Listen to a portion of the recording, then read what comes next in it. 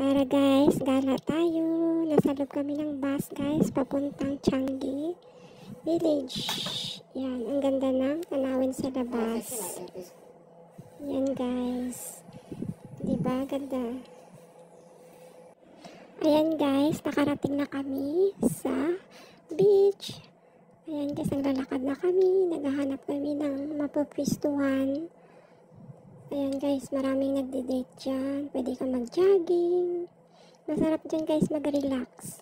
Kahit mag-isa ka lang. Kaso lang super malayo lang guys. Parang yung biyahe ito parang isang oras eh. Mulas dito sa amin. Yan. Ayun guys, ang ganda ng dagat, diba?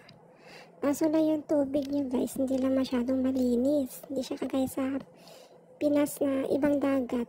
Parang malinis yung sa gilid. Dito guys, hindi siya masyadong malinis. Kaya hindi siya malinis.